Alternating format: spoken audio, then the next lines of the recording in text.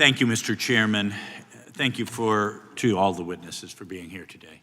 It is utterly devastating to think of the damage that has been done in America's largest cities today because of the embrace of sanctuary city policies.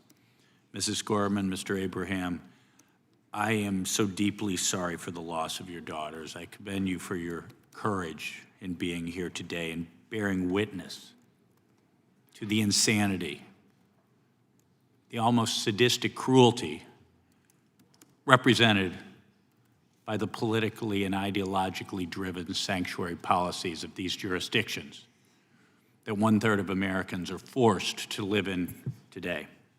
Thank you. Thank you for being here. Sanctuary policies create a safe haven for criminal illegal aliens. They embolden repeat offenders and they make our communities less safe.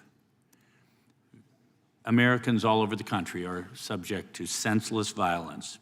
And when state governments like Illinois refuse to honor ICE detainers and criminal illegal aliens are released into the public without repercussions, there are consequences.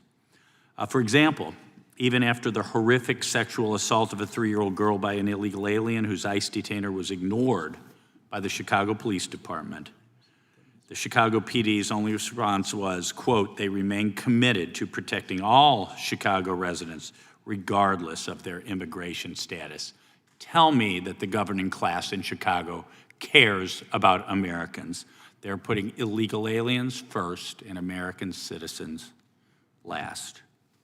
You know, in Missouri in 2008, we had the foresight to ban sanctuary cities. Actually, we passed a piece of legislation called House Bill 1549. It was my bill. It was at the time probably the strongest state law in the country to fight illegal immigration.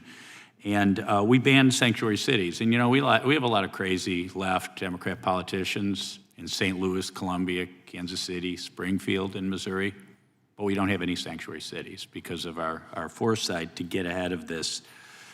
Back when folks said, you're just being an alarmist, you're racist, you're xenophobic. But actually, I'm happy to say quite a few of my Democrat colleagues back then joined me in supporting that bill because it just represented common sense.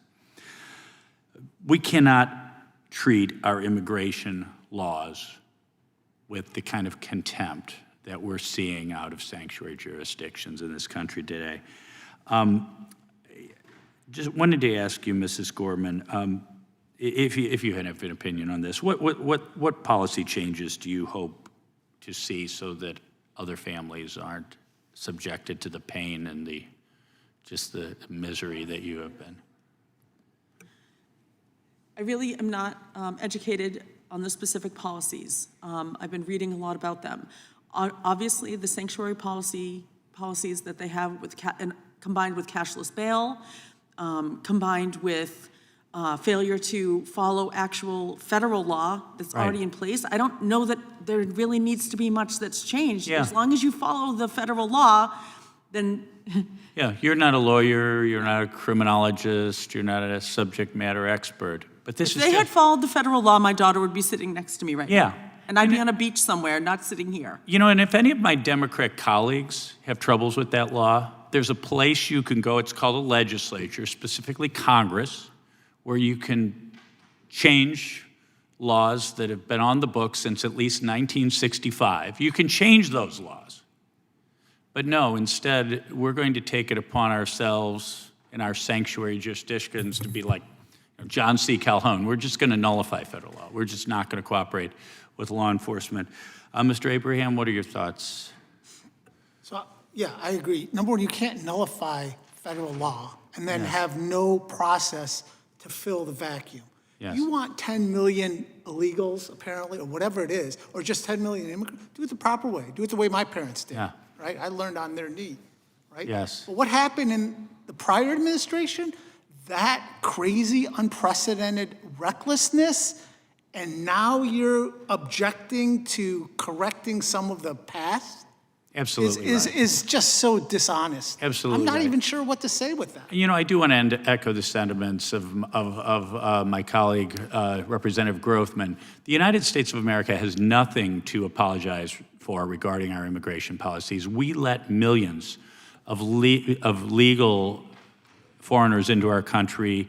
We give some of them green cards. We naturalize some of them who do it legally.